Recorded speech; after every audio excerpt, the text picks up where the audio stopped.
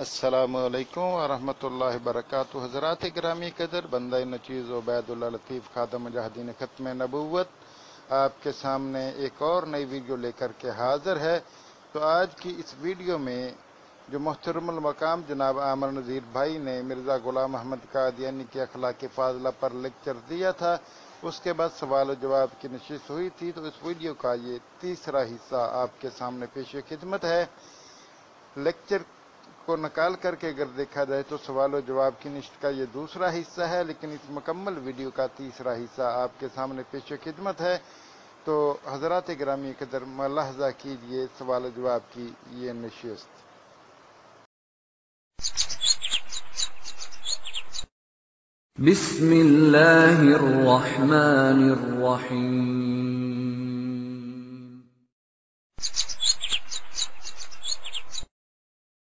Video के नीचे subscribe के बटन पर क्लिक करें, बेल के आइकॉन पर क्लिक कीजिए ताकि हर नई वीडियो की नोटिफिकेशन आपको मिल जाए।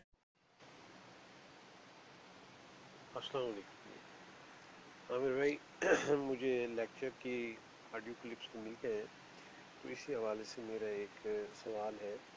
मुझे आमिर भाई, क्या आप बता सकते हैं कि मिर्ज़ा साहब ने जो ये क्लेम किया है कि उनका निकाह मोहम्मदी बेगम से आसमान में हुआ, तो यकीनन ये भी होगा कि निकाह पढ़ाया किसने, और क्या क्या इसका कुछ सबूत ये भी मिलता है कि वो निकाह आसमानी कहीं टूटा भी है कि नहीं टूटा, क्योंकि इससे बहुत सारी और बातें जो है वो ज़िम्नी सवालात पैदा कर देती हैं। जब एक निकाह नहीं टूटा और वो खातून उनकी मनकुआ थी और आसमानी मनकुआ थी, तो सुल्तान बेग के साथ उनकी शादी थी, उसकी शरई हैसियत क्या थी? अगला सवाल मैं बात में करता हूँ। शुक्रिया। वालेकुम अस्सलाम वरहमतुल्लाहि वबरकातुहू। जी मोहतरम वकील साहब, आपका सवाल जो है वो इतना जामे है। ज़ाहिर है आप वकील हैं, तो वकीलों के सवाल तो इस तरह के होने चाहिए ना। अच्छा होता कि इस सवाल का जवाब कोई मिर्ज़ा साहब का पैरोकार देता, कि जब मिर्ज़ा साहब की शादी या मिर्ज़ा साहब का निकाह मोहम्मदी बेगम के साथ आसमान पे हो गया और ज़मीन पे वो मिर्ज़ा सुल्तान बेग के साथ अपनी रातें गुजार रही हैं, उनकी औलाद हो रही है, अज़दवाजी ताल्लुकात अस्तवार, तो मिर्ज़ा साहब की और मोहम्मदी बेगम की फिर क्या हैसियत रह गई रिश्ते के लिहाज से? इसका जवाब तो उन्हीं के ज़िम्मे है, वही बताएंगे। हमारी नज़र में तो ना ये आसमान पे निकाह हुआ, ना इनको कुछ इल्हाम हुआ, बल्कि ये पैगंबर इस्लाम की बात को लेकर कॉपी करने की कोशिश की गई है। सईदा ज़ैनब रज़ी अल्लाह ताला अन्हा के साथ अल्लाह ताला ने कुरान करीम में फरमाया कि हमने आपका निकाह आसमानों पर कर दिया है इनके साथ। तो ये उनको नकल किया गया है सिर्फ, और लोगों को इस तरह से ये बताया गया है, लेकिन हकीकत में इस तरह की कुछ भी बात नहीं है। आसमान पे निकाह जिसका हो दुनिया में, वो मिस नहीं होता, कैंसिल नहीं होता। मैं एक और ऑडियो छोटी सी आपके लिए अर्ज करता हूँ। जब प्यारे नबी सल्लल्लाहु अलैहि वसल्लम को पता चला कि सईदा ज़ैनब रज़ी अल्लाह ताला अन्हा के हालात घर के लड़ाई झगड़े की तरफ जा रहे हैं और उनके मामलात सही नहीं चल रहे, तलाक के करीब नौबत पहुंची हुई है, तो रहमतुल लिल आलमीन इनको कहते हैं, आसमान से ये खबर थी कि आपके निकाह में ये खतून आएंगी, हमने आपका निकाह इनसे आसमान पे कर दिया।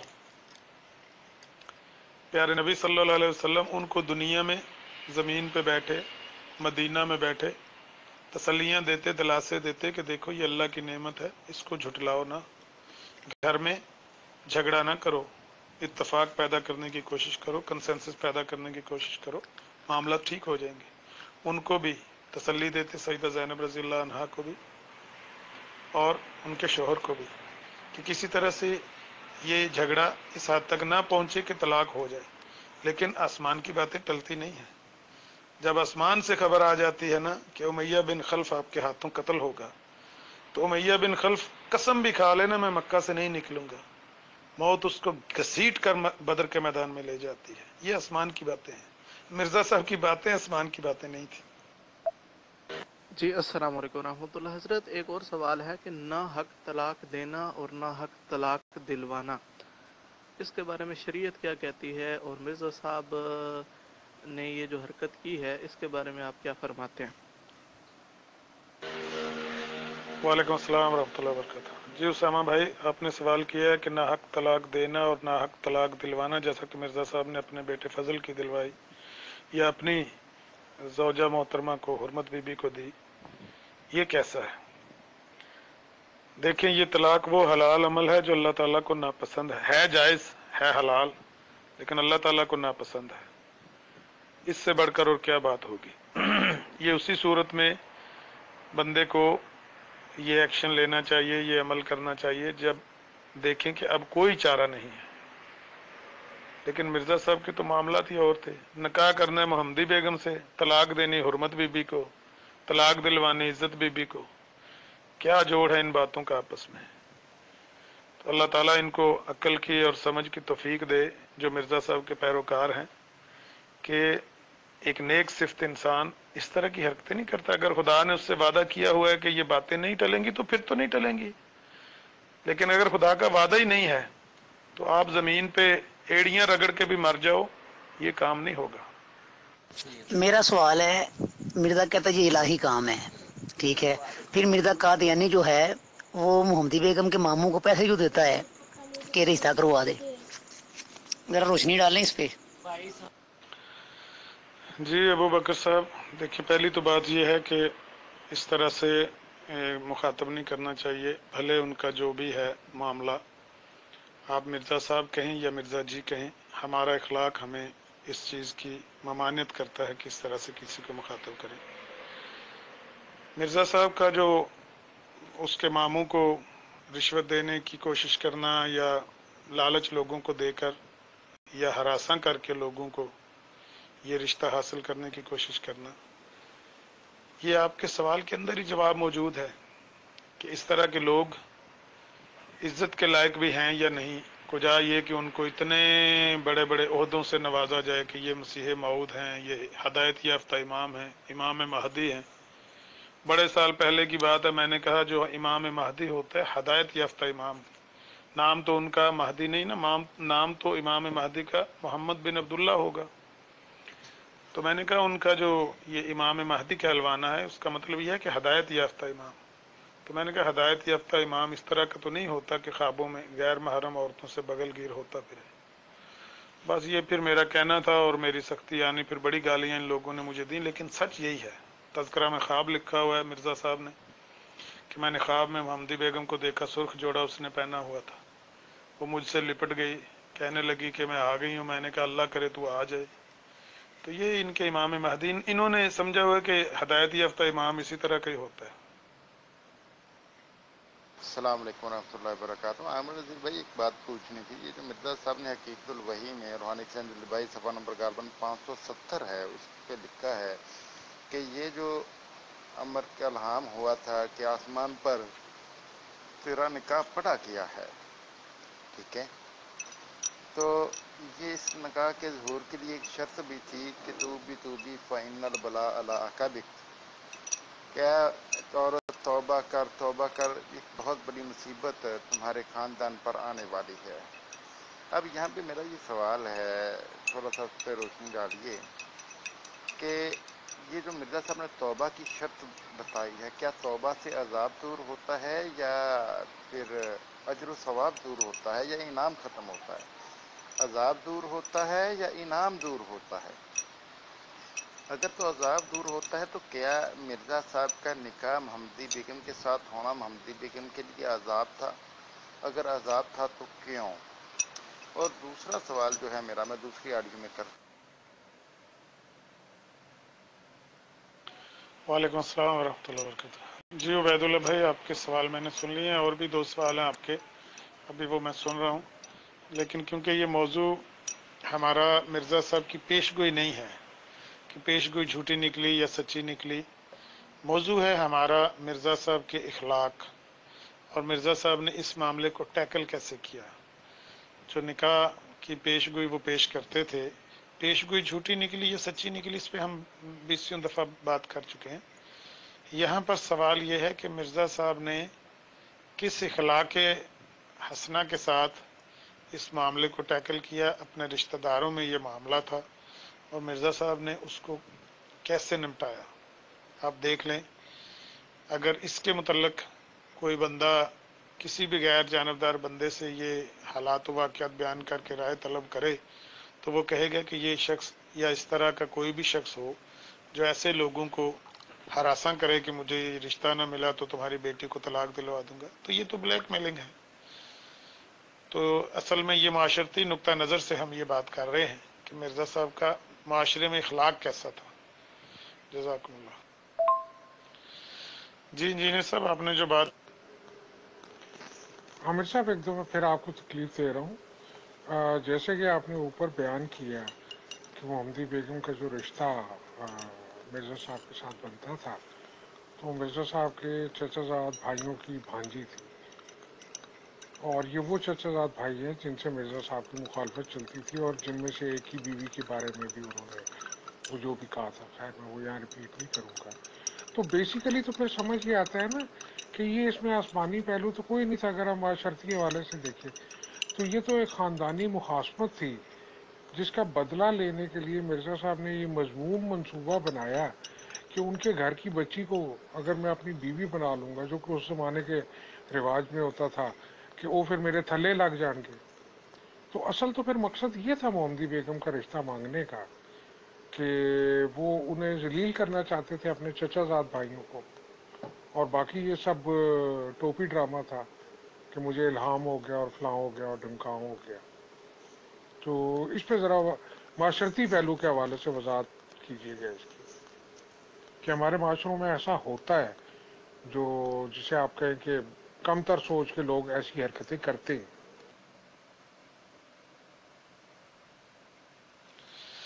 جی انجینئر صاحب آپ نے جو بات کہی ہے اس آڈیو میں کہ وہ ان کے چچا زاد بھائیوں کی بھانجی تھی اور مرزا صاحب چاہتے تھے کہ ان کے چچا زاد بھائیوں کو اپنے جوتے کے نیچے کر لیں یا اپنے روب کے نیچے دبا لیں، اس طرح سے ان کی بیٹی کا رشتہ لے کے۔ اس سے بھی بڑھ کر جو میری نظر میں بات ہے وہ یہ ہے کہ مرزا صاحب نے اصل میں وہ غلام حسین کے گم ہو جانے پر احمد بیگ کو زمین کے کاغذات پر دستخط کر دینے کے بدلے میں یہ اجرت طلب کی ہے۔ شاید اکبر الآبادی کا ہی شعر ہے کہ 2 بیگھہ زمین کی خاطر تم کرتے ہو میری بیٹی کو اشارہ، یاد ہوگا آپ کو۔ تو مرزا صاحب نے وہ جو چند بیگھے زمین تھی اس کے بدلے میں یہ رشتہ مانگا تھا ان سے، اور یہی کافی ہے جس کا ثبوت خود مرزا صاحب دیتے ہیں۔ آئینہ کمالات اسلام میں انہوں نے یہ بات لکھی ہوئی ہے کہ میرے دستخطوں کے بغیر وہ زمین ان کو مل نہیں سکتی تھی۔ وہ میرے پاس آیا احمد بیگ تو میں نے اس کو کہا استخارہ کر لوں، پھر اس نے خط لکھا، پھر لکھا تو میں نے کہا مجھے خدا نے الہام کیا ہے تو مجھے اپنی چھوٹی لڑکی کا رشتہ دو، تو میں کاغذات پر دستخط کر دوں گا ورنہ کبھی نہیں کروں گا۔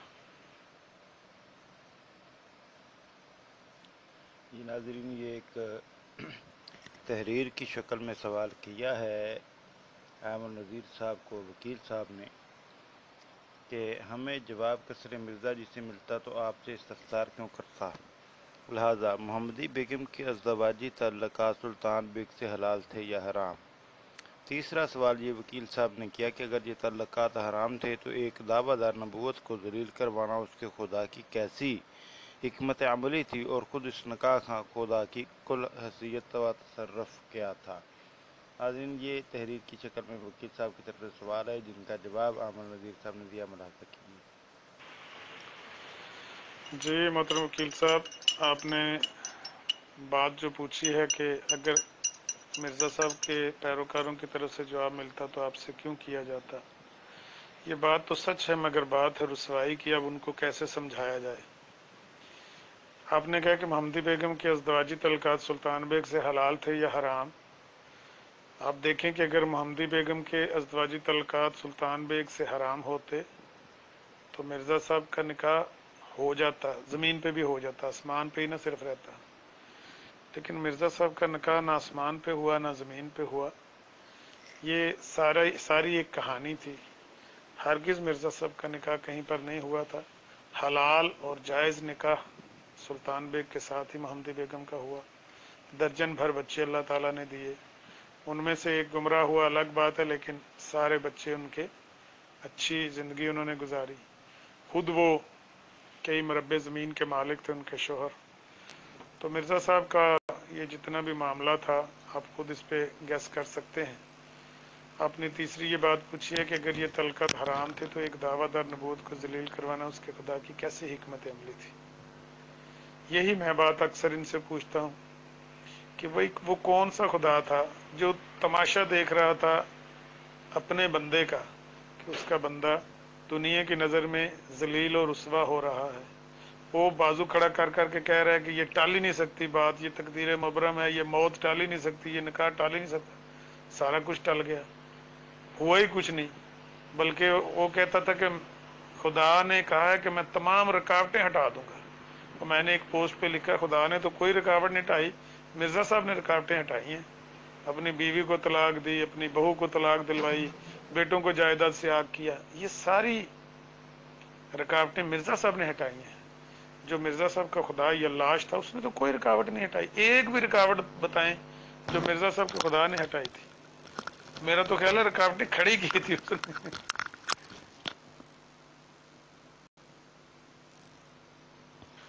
جی محترم وکیل صاحب، اب یہ جو آپ نے سوال چوتھا پوچھا ہے کہ اگر مرزا صاحب کی امت کا کوئی بندہ ہو، اس کی بیوی کوئی بھگا کے لے جائے، مسلمانوں میں سے کوئی بندہ یا عیسائیوں میں سے یا ہندوؤں میں سے کوئی بندہ بھگا کے لے جائے، تو صبر اور برداشت کی حدود و قیود کیا ہے؟ اس کا جواب تو خود وہ دینا، ان کو دینا چاہیے. یہ گروپ ہے اور میں چیک کر رہا ہوں انفو، ان کے لوگ بھی چیک سن رہے ہیں میری آڈیوز، تو ان کو یہ ان سوالوں کے جواب دینے چاہیے. میرا تو خیال ہے کہ یہ سوال آپ اگر ان سے کریں تو بہتر ہے، لیکن میری نظر میں تو ایسا ہوتا ہی نہیں ہے. کسی کی بیوی کو کوئی بھگا کے لے جائے، صبر تو رہتا ہی نہیں ہے.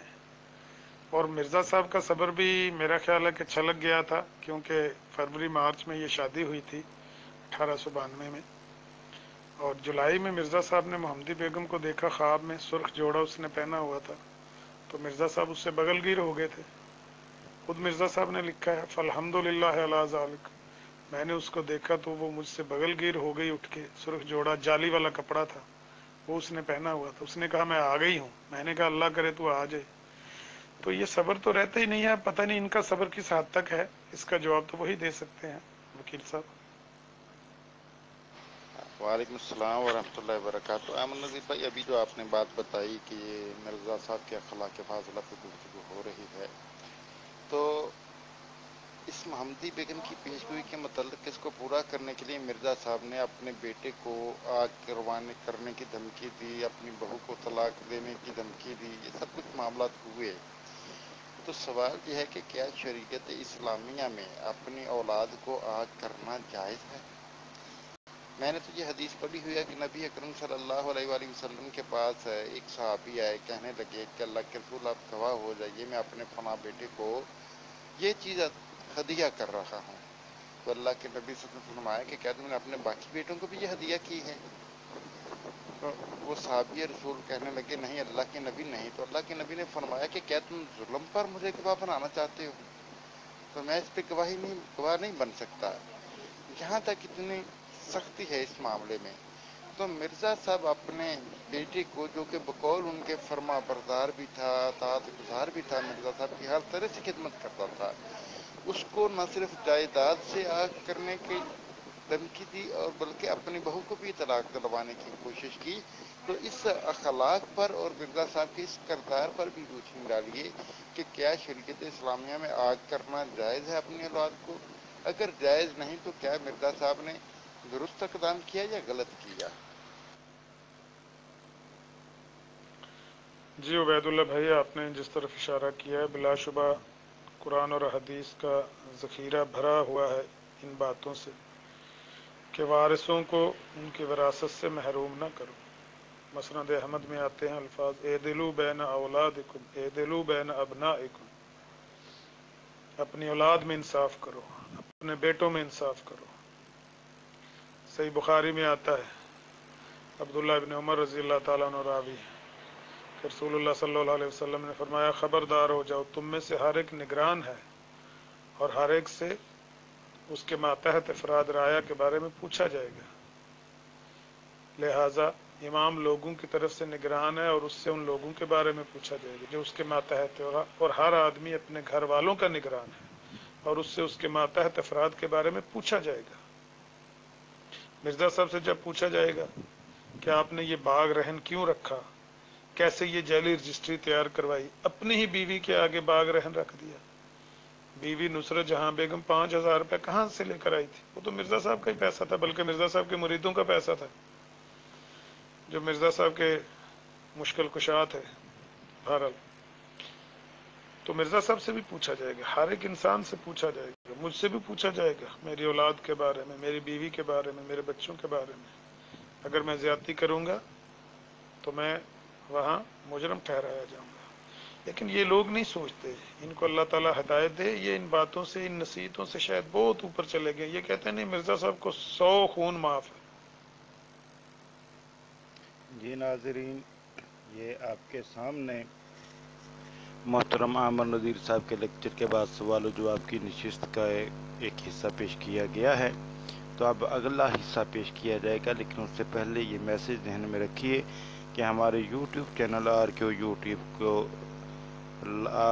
YouTube TV चैनल को लाइक और सब्सक्राइब करना मत भूलिए और बेल आइकॉन ज़रूर दबा दीजिए ताकि हमारी हर आने वाली नई वीडियो का मैसेज आप तक पर वक्त पहुंच सके।